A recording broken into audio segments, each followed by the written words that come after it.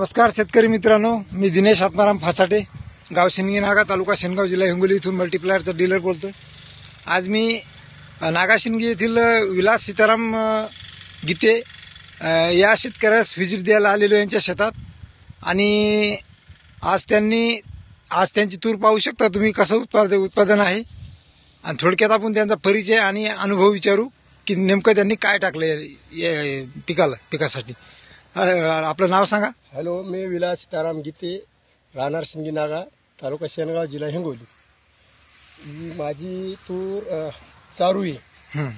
हिला मी बुडात मल्टीप्लायरची एक ड्रिचिंग केली। बर।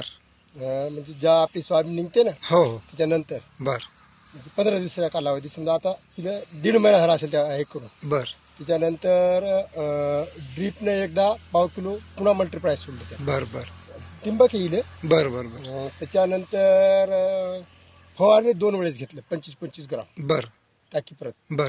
त्याचा आज शिवपा तुम्हाला दिसते आता हे काय। बिलकुल बिलकुल बिलकुल। ते बघून घ्या की ज्याला 5 क्विंटल व्हायचं त्या जागी 10 क्विंटलच्या आत होत नाही तो। बरं, तुम्ही आतापर्यंत मल्टीप्लायर कोणत्या पिकाला वापरलं? आम्ही हळदीला वापरलं, त्याच्यानंतर गव्हाला वापरलं, हरभऱ्यावर बी 5 सारखंच हरभऱ्यावर बी टाकले। बर।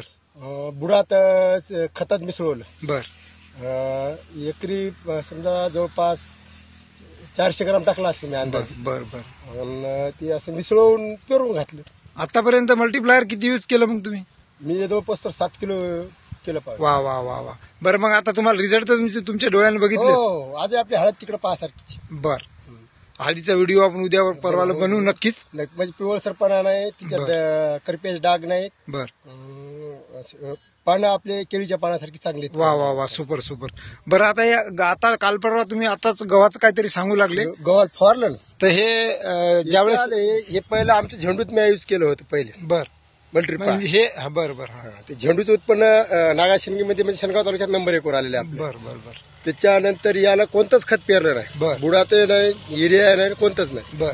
गहू पिवळसर वाटू लागला बर। मधातल्या कालावधी। बर। आज 4 दिवस झाले त्याला मल्टीप्लायर हाणलं, गहू आता काळाभोर झाला। बिलकुल बिलकुल बिलकुल, नंबर 1 चे रिझल्ट आहेत। आता आम्ही जर काही डीलर लोकांनी सांगितलं तर शेतकऱ्यांना खोटं वाटतंय, कारण हे बिझनेस साठी करतायत असं वाटतंय। नाही, मल्टीप्लायर याच्यात 100% ह्युमिक ऍसिड आहे, तिच्यात त्याचा ह्युमिक ऍसिड। व्हिडिओ आवडल्यास लाईक करा, शेअर करा व सबस्क्राईब करा।